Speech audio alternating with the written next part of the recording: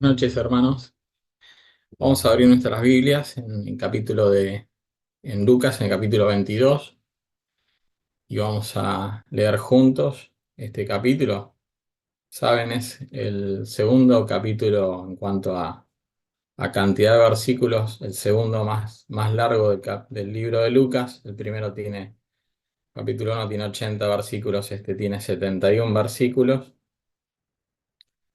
y tanto este capítulo 22 como, si el Señor así lo permite, el capítulo 23, que nos tocará el martes que viene, nos tratan acerca de lo que a veces hemos escuchado denominado así, la pasión de Cristo, ¿no? La pasión del Señor.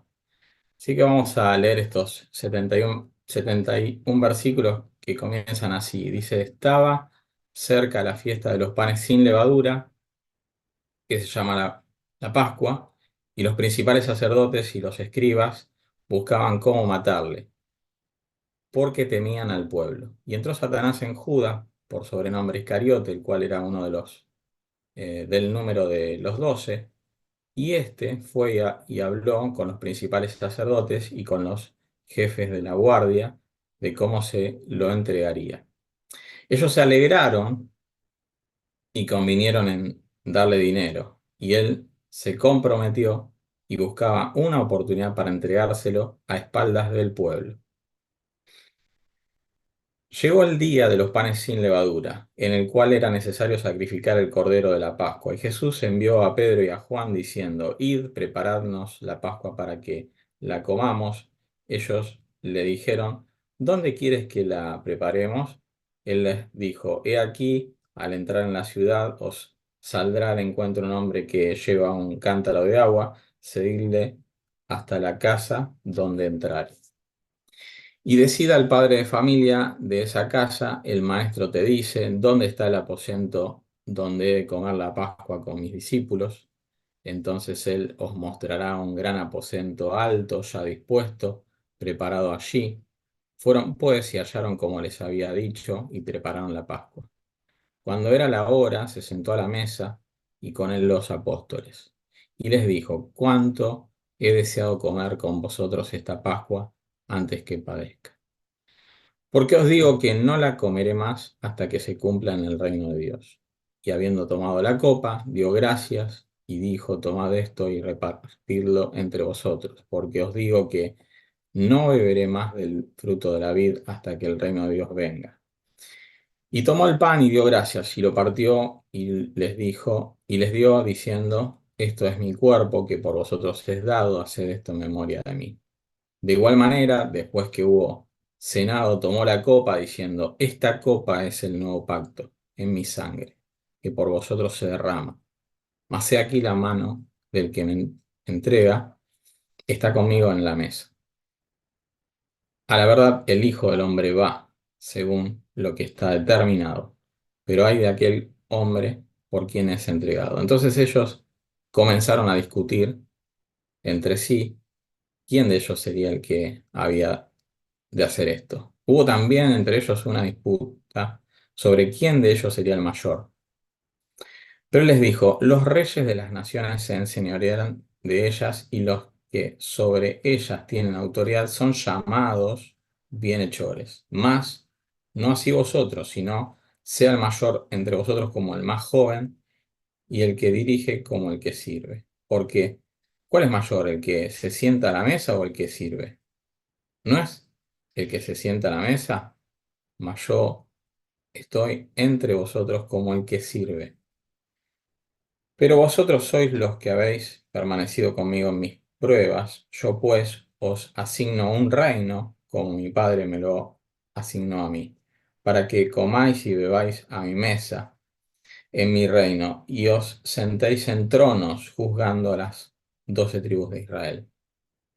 Dijo también el Señor: Simón, Simón, aquí Satanás os ha pedido para zarandeados como a trigo, pero yo he rogado por ti, que tu fe no falte. Y tú, una vez vuelto, confirma a tus hermanos. Él le dijo: Señor, dispuesto estoy, a ir contigo, no solo a la cárcel, sino también a la muerte.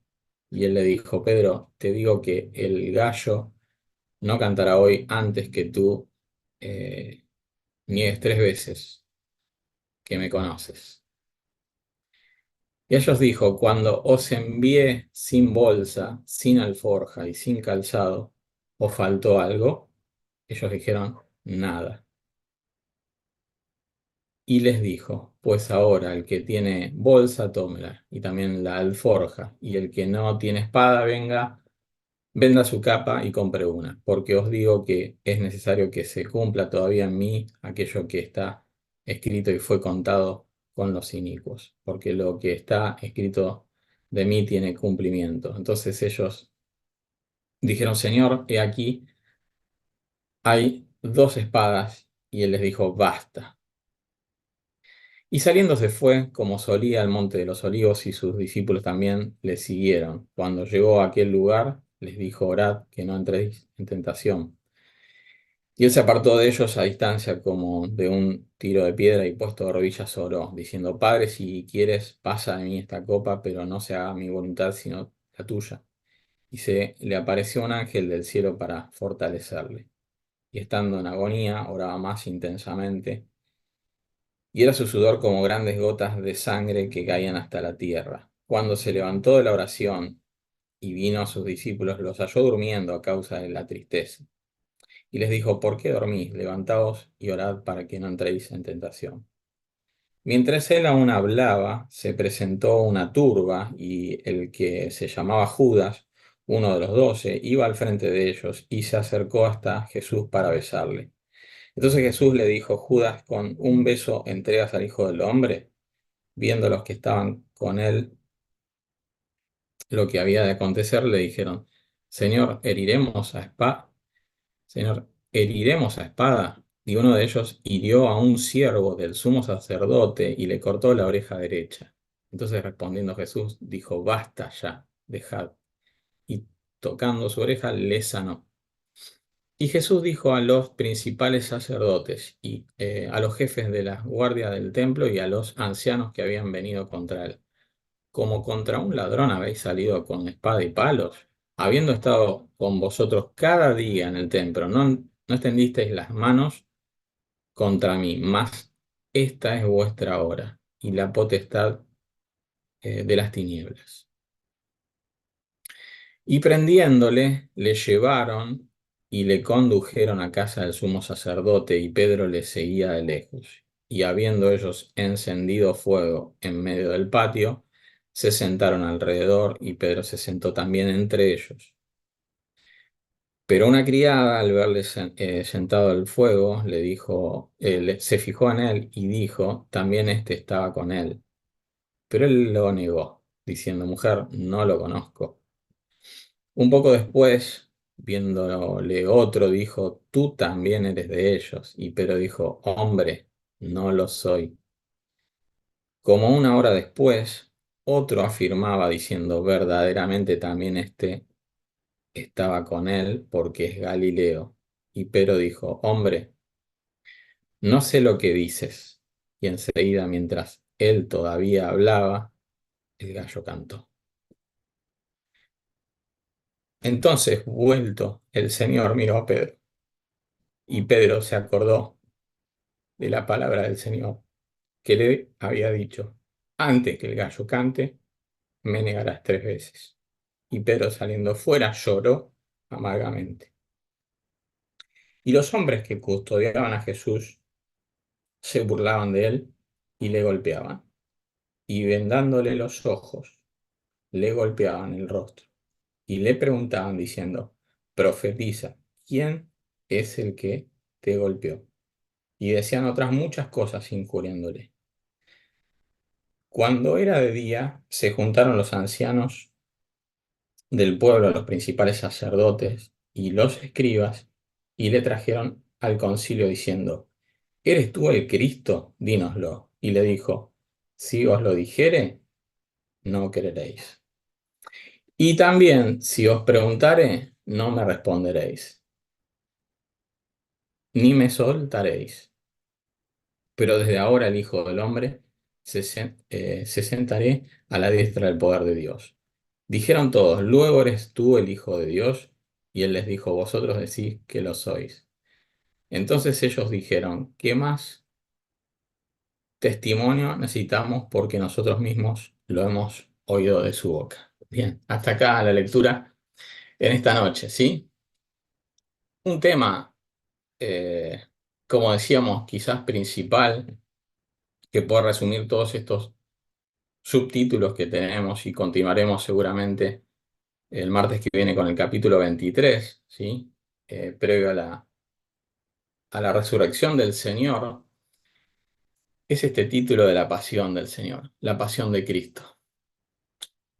Si en esta noche pudiéramos eh, ordenarnos los que estamos reunidos aquí, en una posible intención o una meta para nosotros, como hijos de Dios, sería poder imitar al Señor en esto que vemos que en un contexto de gran presión, dificultad, de contexto de tal contradicción de pecadores, ¿sí?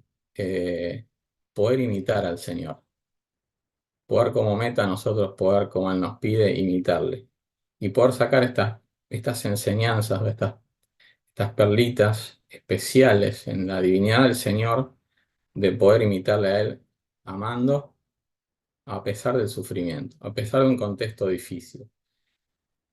La salvación iba a ser o va a ser en la propia obra de la cruz, en su muerte, en la obra de la cruz, pero aconteció previo a la cruz justamente todo este contexto de sufrimientos, de grandes tensiones y de grandes contradicciones de pecadores al Señor. Y que podamos como hijos de Dios poder tomar esta enseñanza del Señor para poder imitarle, ¿no? Claro que hay una realidad en Él, hay una realidad que Él es Dios hecho hombre y también una realidad en nosotros, ¿no? Pero que podamos tomar el correcto camino de poder imitarle al Señor, incluso con las debilidades, con nuestras imperfecciones. Y como Pedro leíamos, aún siendo hombre, vaciloso, eh, con, con imperfección, ¿sí?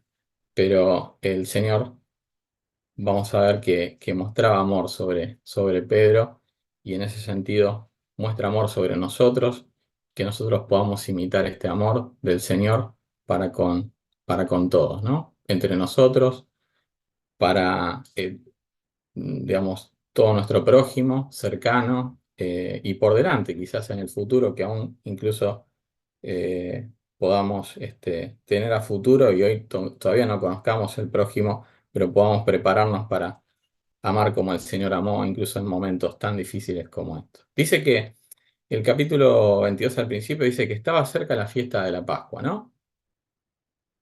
Y fíjense en que uno puede entender, no está escrito aquí, pero hay discípulos comprometidos con el Señor. Y bueno, y está el caso de Judas, que si bien aquí como vemos entró Satanás en Judas, ha sido un proceso eso. Lucas aquí no está expresando, digamos, todo el proceso, sino el hecho puntual de cuando Satanás toma posesión de él después de un proceso de, de que estaba escrito y que es divino y que es un proceso, digamos, en donde era necesario, estaba escrito por parte de, del Señor para este acontecimiento de la obra de la cruz. Pero justamente entró, dice Satanás, y en Juan, si fuéramos al mismo digamos, este acontecimiento. En Juan se explica que eso ha sido después de justamente de participar de la cena, de haber tomado la copa y el pan, en donde Satanás tomó el control total de Judas, ¿sí? En un Judas ya que había, a diferencia del resto de los discípulos que estaban con un compromiso distinto hacia el Señor, Judas, vemos acá un compromiso incluso después de un plan, ¿sí? Porque no fue un proceso en donde se fue planificado por parte de Judas, no fue un acontecimiento tan tan así al azar, sino que justamente acá vemos que él muestra a los principales sacerdotes, a los jefes de la guardia, si leemos por el versículo 4, dice de cómo lo entregaría, de cómo iba a ser. O sea, ya tenía un plan, estaba planificado, estaba ideado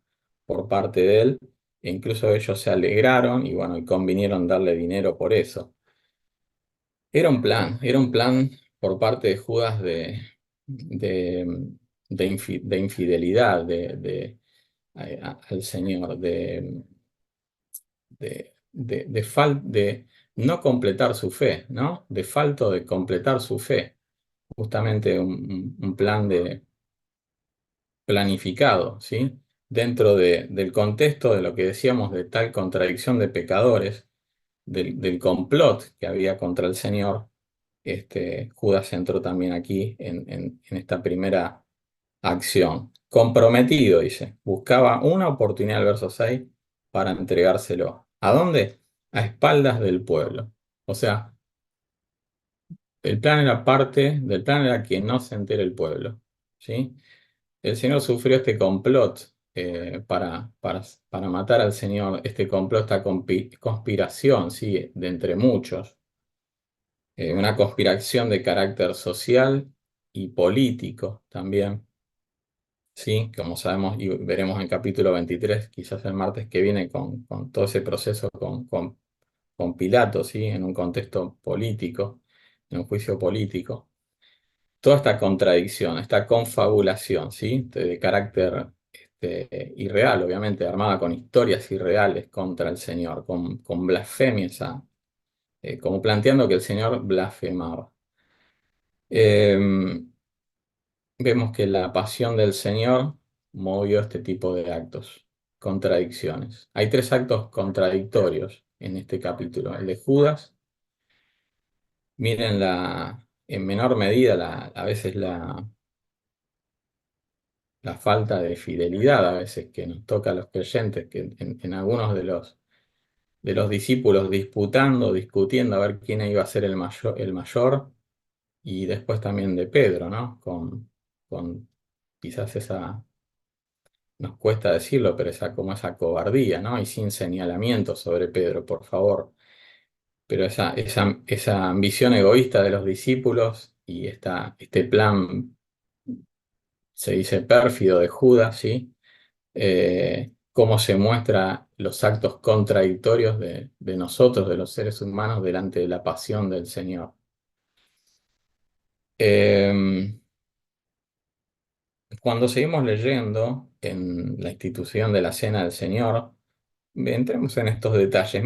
Miren, dice, llegó el día, ¿sí? Y cuando llegó el día, vemos a uno de los discípulos comprometidos.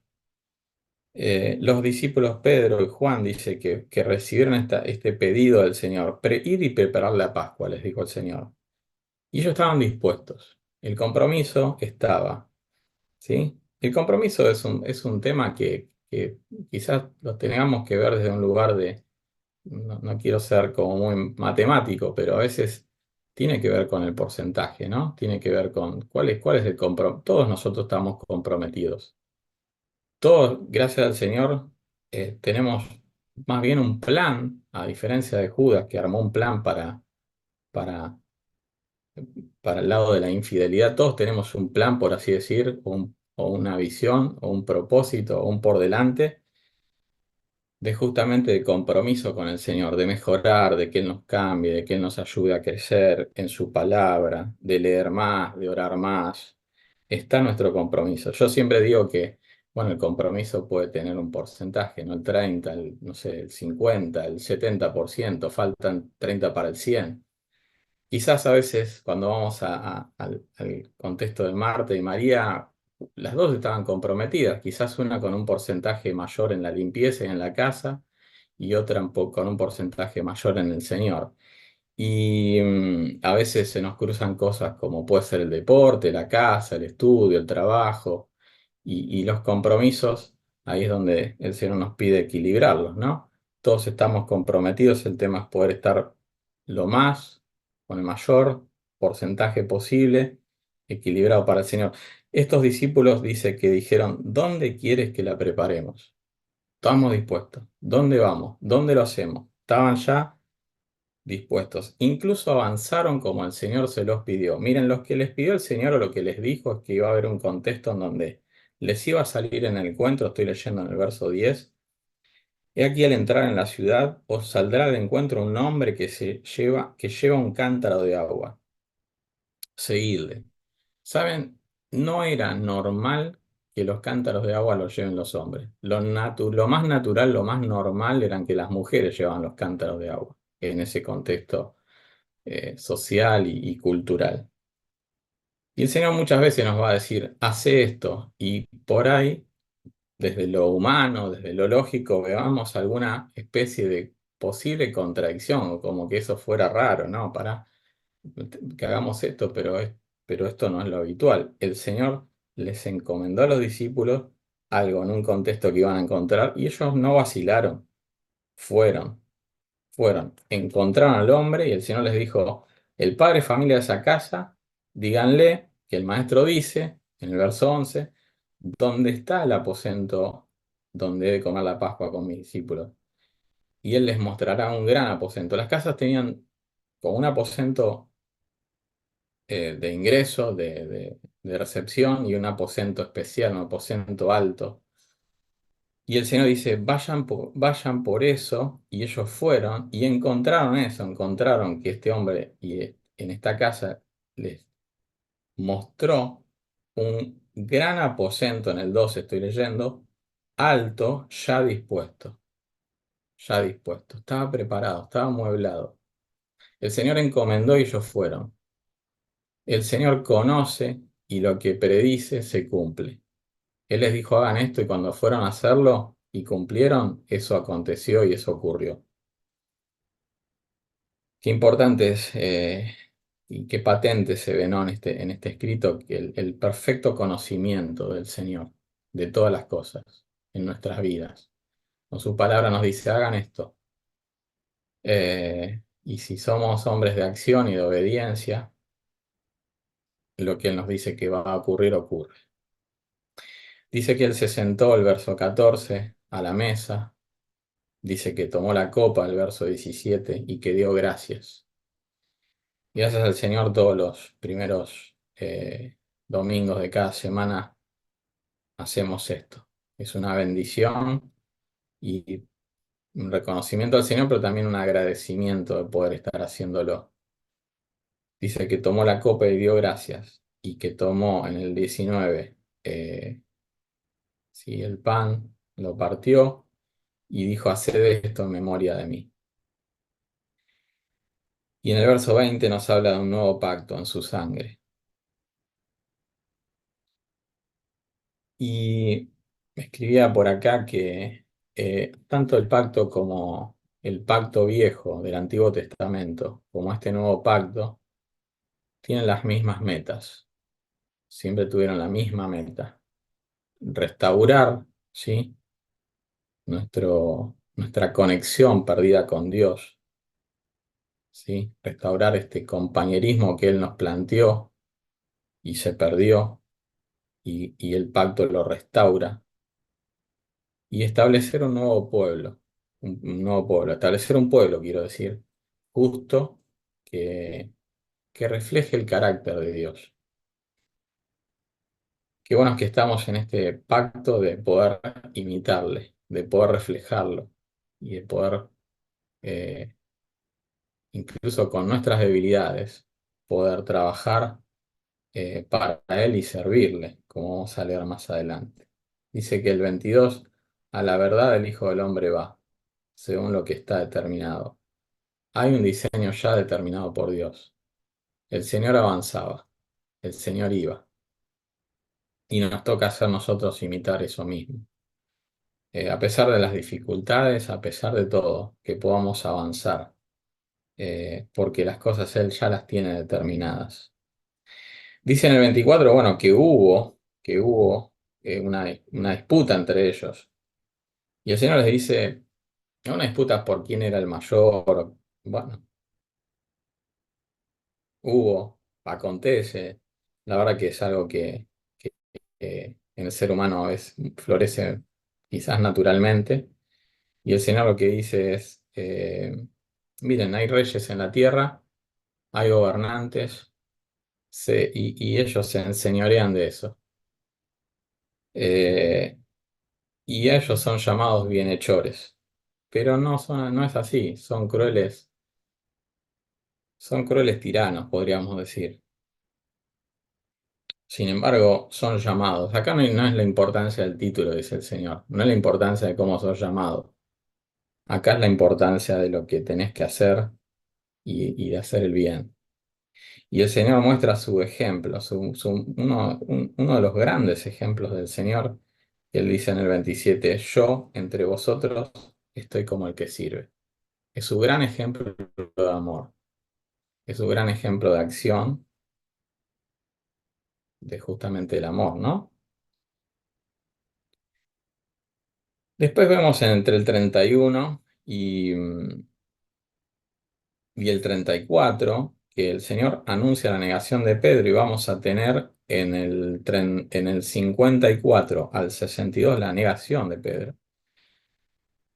Eh, y miren, a veces se toma, bueno, o por lo menos no es la intención del mensaje de hoy hablar sobre todo el contexto de la negación particular de Pedro, sino que quiero que nos focalicemos en cómo el Señor actuó, porque lo que decíamos, en su pasión, cómo Él actuó en todo este contexto de contradicciones y que podamos imitar cuando tengamos contradicciones, poder imitar al Señor. Conocemos la historia de Pedro, su negación, solamente rescato que poco, sin etiquetar a Pedro, porque la verdad que es como la muestra de todo ser humano y de la generalidad o general de los creyentes, en donde muchas veces se puede estar dispuesto.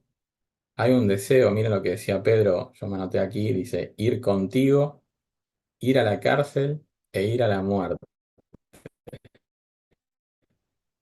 Extremo, ¿no? Como una vara allá bastante extrema.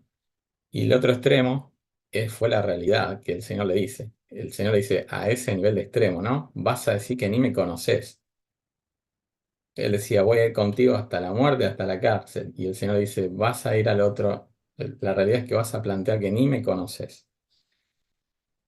Pero bueno, más allá de estar marcando esto y los altibajos quizás del temperamento de Pedro, olvidémonos de Pedro y vayamos a entender la generalidad de lo que nos puede pasar a todos y que esto es muestra del Señor en este ejemplo de Pedro, quizás a un nivel general. Lo importante que podemos rescatar en esta noche como una perlita es cuando el Señor le dice algo tan sencillo como que nombra dos veces su nombre. Dice Simón, Simón, y eso habla de amor. Eso, hermanos, si nos ponemos en el detalle, el Señor nos quiere, nos ama, y lo amaba Pedro. Y tenía ternura por Pedro, por Juan, por los discípulos. Y a pesar de los errores, a pesar de los altibajos y la muestra general que encontramos en Pedro para con todos, que somos imperfectos, el Señor tiene ternura por nosotros y nos ama. Y el verso 31 comienza así, Simón, Simón, dos veces lo mencionó, y ese es el punto a imitar que tenemos del Señor. A pesar de las contradicciones, a pesar de las dificultades y a pesar de las imperfecciones en en el prójimo, en los hermanos, podemos tener el amor que el Señor le tiene y le tuvo a Pedro y como nos tiene a nosotros. Dice que cuando estaban él cerca de ellos, 35 al 38, claro, no necesitaban ni bolsa, ni alforja, ni lo más cotidiano como el calzado, ¿no? No les faltó nada estando cerca del Señor. Que podamos nosotros también imitar esto, estar cerca del Señor porque de esa manera no nos faltaría nada. El Señor ora en Getsemaní. se nos está yendo bastantes minutos dentro de un marco de media hora que queremos tener. Entonces vamos a, digamos, acelerar un poquito en este sentido. Conocemos y hemos sacado grandes enseñanzas en otros momentos con este escrito del Señor, cuando el Señor ora en Getsemaní. Eh, ¿Qué podemos rescatar en esta noche? Algo práctico y lindo. Miren, dice el 39, dice, y saliendo. El Señor estaba con ellos y salió. Cuando salió, salió de esa casa, salió del contexto del partimiento del pan, del vino, de repartir la copa y de la cena. Y dice que saliendo como solía, se fue al monte de los olivos. ¿Y qué fue a hacer? A orar, ¿no? Y dice que se apartó como a distancia, como un tiro de piedra, e incluso le dijo a ellos, oren también para no entrar en tentación. Los otros días, ya no recuerdo el día, pero eso no importa, con alguien del contexto aquí de la reunión, conversábamos de, bueno, a veces nada, a veces la cena del Señor a la mañana, a veces tiene su contexto de, de tener que levantarse temprano, de hacer ese esfuerzo, lindo esfuerzo, pero esfuerzo en sí, ¿sí? Quizás cuando otros están durmiendo, nosotros los creyentes levantándonos tempranos para ir a la cena, en nuestro caso siendo la cena a las 9, levantándonos algunos capaz con más distancia, más tempranos que otros, pero en fin, todos tempranos. Y decíamos que qué interesante también de poder comenzar la semana, aunque nos cueste, en ese sentido de dejar de dormir, por así decir, comenzar más frescos, comenzar con el primer día de la semana tempranito y en un contexto de, de- y si pudiéramos decirlo así, como de mayor purificación, ¿no? Más temprano. Ahora fíjense en lo importante de algo así, que después tenemos la tarde, ¿no? Y el Señor, un ejemplo acá que nos da y que podemos llevar a la práctica, dice, después de la cena, ¿qué es lo que hizo? Oró, siguió orando. Y le dijo a los suyos, oren ustedes también, para no entrar en tentación. A veces en una tarde se puede entrar, no sé, el partido de fútbol, la salida que fuera, etcétera. El Señor nos guía en este sentido a poder seguir orando, a poder seguir guardando su día especial, y saber encomendarnos en las manos del Señor para no entrar en tentación. Él lo practicó acá y si Él así lo practicó, cuanto más nosotros, ¿no? En el arresto que sigue a continuación, el Señor nos deja una enseñanza dentro de un montón de enseñanzas que podemos sacar, es que todo está bajo su control, que esa hora que había llegado estaba bajo su control. Al final en 53 lo dice, más esta es vuestra hora y la de la potestad de las tinieblas, pero bajo el control del Señor. Si no, no podían hacer nada. Es más, ellos estuvieron con el Señor en el templo y nunca les tendieron las manos. Y esa noche, ese momento, fue un contexto en donde, bajo el control del Señor, ellos fueron a arrestarlo. Como dentro del plan de Judas estaba que esto fuera sin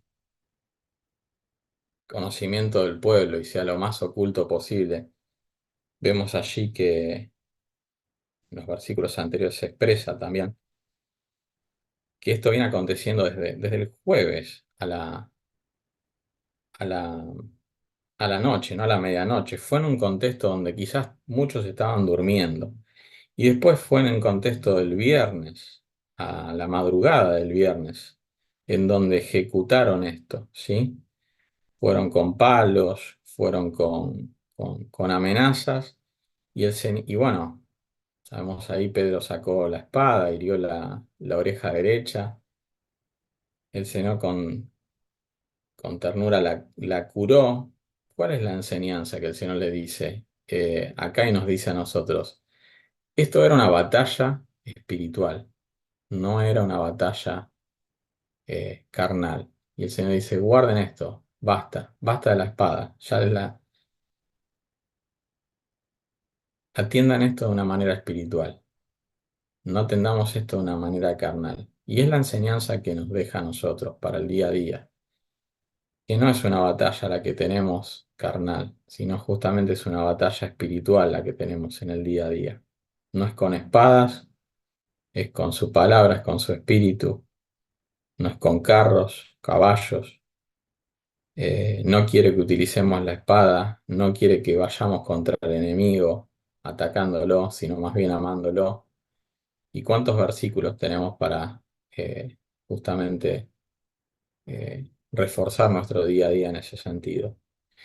Y bueno, hemos hablado de la negación de Pedro y lo último que queda es este cierre que está en este capítulo para entender y darle un nexo al próximo que leamos y, y sea este, explicado que antes de entrar al capítulo 23 que comienza con Jesús ante Pilato, hay un contexto acá de contradicciones buscándole al Señor plantear blasfemias y con esas, digamos, acusaciones que le hacían ante de los versos 63 al 71 ante el concilio, ante el Sanedrín, justamente era un contexto en donde intentaron, ¿sí?, entre judíos buscar cómo acusarle de blasfemia y con eso, bajo la ley judía, podían acusarlo y con eso poder matarlo.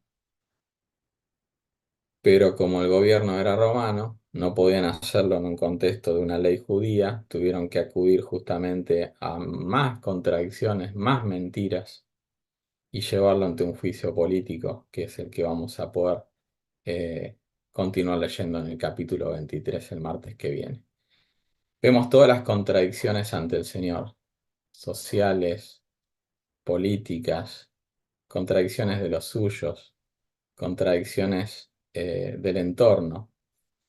Y eso nos puede pasar en el día a día, nos puede pasar en nuestras vidas, quizás no nos esté pasando del todo a otro nivel que podamos tener el día de mañana, no lo sabemos, pero sí poder estar preparados para imitarle con amor, en un contexto a veces de altas presiones, en esta meta que tenemos como él la tenía, de su pasión por las almas y por hacer esta obra para este pacto que nuestra meta es, también tiene un supremo llamamiento y en ese sentido poder imitarle en amor todos los días. Se nos bendiga su palabra y nos guíe en esta noche poder encomendarnos a poder imitarle cada vez más. Amén.